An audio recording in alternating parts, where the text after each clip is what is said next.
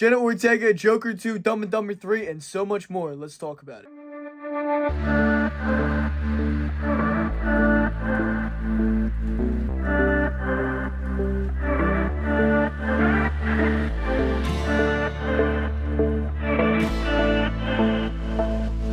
Jenna Ortega joins the Dead of a Born Again cast in a major role.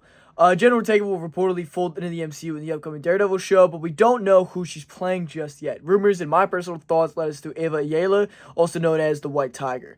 But we haven't yet gotten any confirmation on an Elektra cast. And look, I love Jenna Ortega. I think she's a great actress. But I think that would be a total miscast to put her as Elektra. Additionally, opposing reports talk about whether or not actors who played Karen Page and Foggy Nelson will return in this new show. Although I'd really be shocked if they recast that duo, because they both kind of like they didn't really give Karen Page a whole lot to do with the show, but the guy who played Foggy Nelson was awesome, and I don't see any reason to recast it too.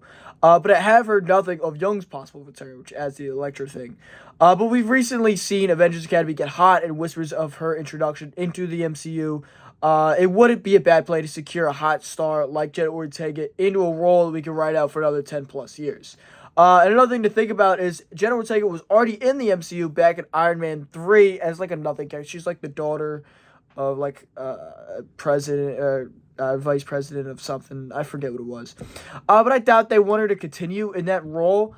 But it isn't completely out of the picture. We've definitely seen the MCU take nothing characters and roll them back into the fold in new roles in the past. So it's not completely out of the picture. Joker 2 set photos and even a video of the crew filming a sequence has surfaced. To see the full video, head over to my Instagram. Check it out. I can't really put it on here. I don't want YouTube to take the video down or get it flagged. But we can see the three Jokers in a video. Some, I guess, copycats in the film. I don't quite know. But we've already seen photos recently of Phoenix and Gaga in their respective roles. And it's definitely film I can't say I'm dying for, especially with there's like a singing aspect to it. But I guess we'll wait and see. It's crazy to see something like a recording of the shooting, though. That seems like a big problem for everybody behind this film. Moon Knight Season 2 was previously believed to be canceled, but is now back on track, and reportedly Rama Tut will appear as a Kang variant in this season, and possibly even be the main villain.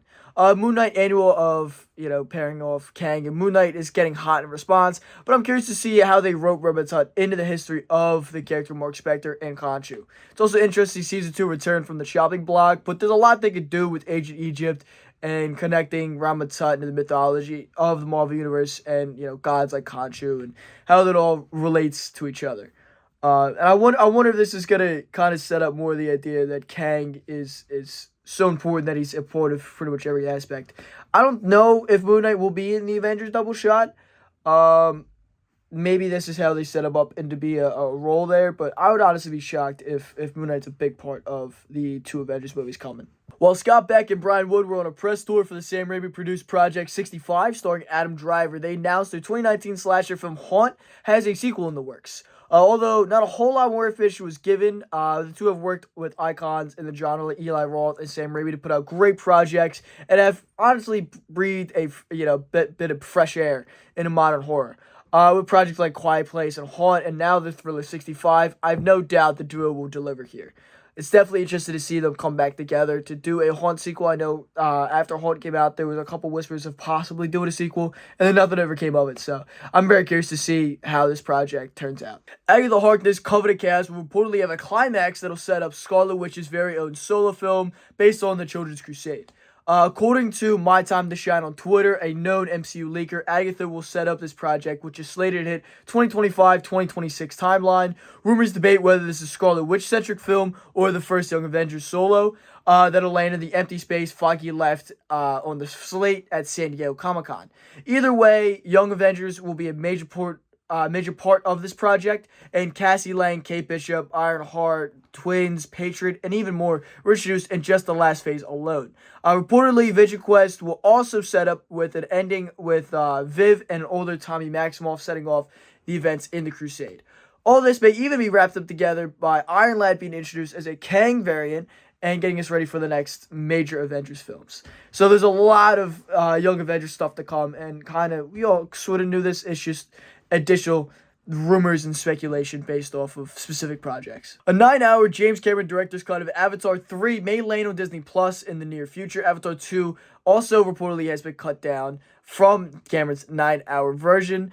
And I wouldn't be surprised to see the 9-hour treatment for Way of Water hit the platform like Disney Plus, considering it already exists. Although I wonder if it'll be Disney Plus original or if it'll get a limited theatrical run first. I don't know why we need 9 hours of that movie, but sure. And I think it's crazy that we're already moving on to the third one with, again, a 9-hour treatment. But that's a little bit too long for me. But who knows? I guess you could argue it's like its own mini trilogy. But I guess we'll have to wait and see. Disney is in the talks of selling Hulu. We heard Bob Iger talk about the possibility of selling their stakes in Hulu, although I'm not convinced they will go through with it. Considering Iger is really only kicking around the concept of the sale. Hulu has been super profitable, making their money back in the third quarter and turning into a machine the remainder of the quarter into the fourth.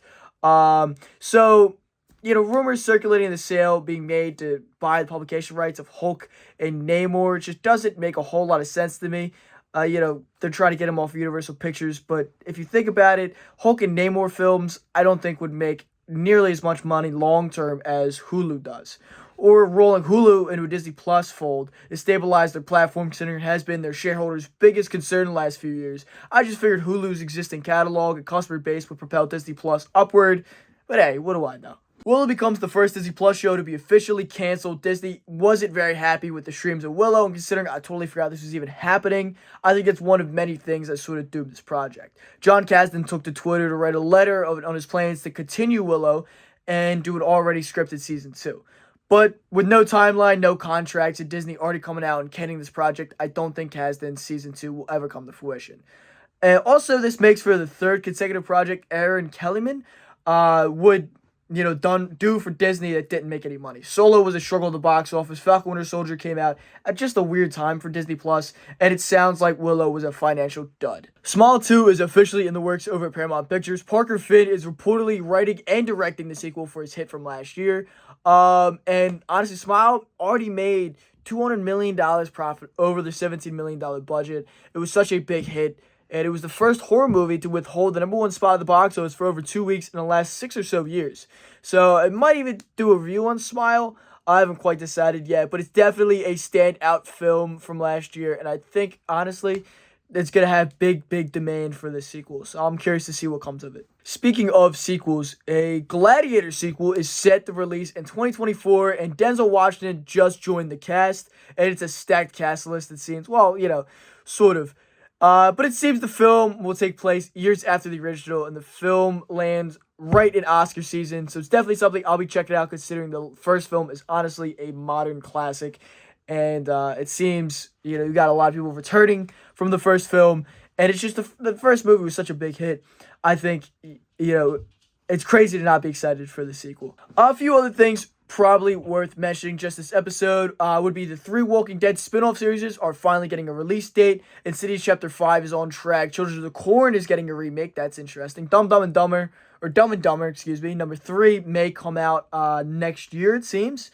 That'll be really interesting. The Penguin show will have Michael Zagan play Falcone, which, again, that sounds very interesting. Although I'm not sure how DC's been doing with their shows recently.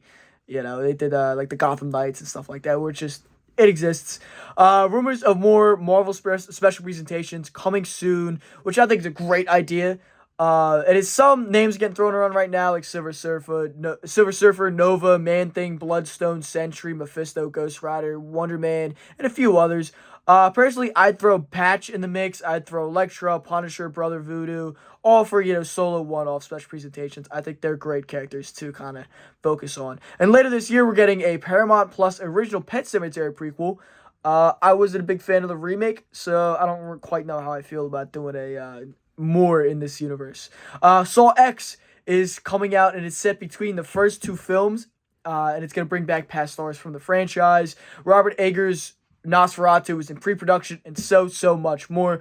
Honestly, there's a lot of movie news coming out. Not a whole lot of like comic book news, new comics. There's not a lot of exciting stuff. I think like Essex Country is coming out soon, stuff like that. But like nothing too exciting. But there's a lot of horror movie news, a couple Marvel leaks as always. But I hope you guys enjoyed. If you want more videos, follow me here on Facebook and Instagram for daily content. If you aren't already, join the Facebook group Fandoms Unleashed for behind the scenes, look at Connor's comics, and great daily discussions. All linked down in the description below. And I'll catch you all in the next one.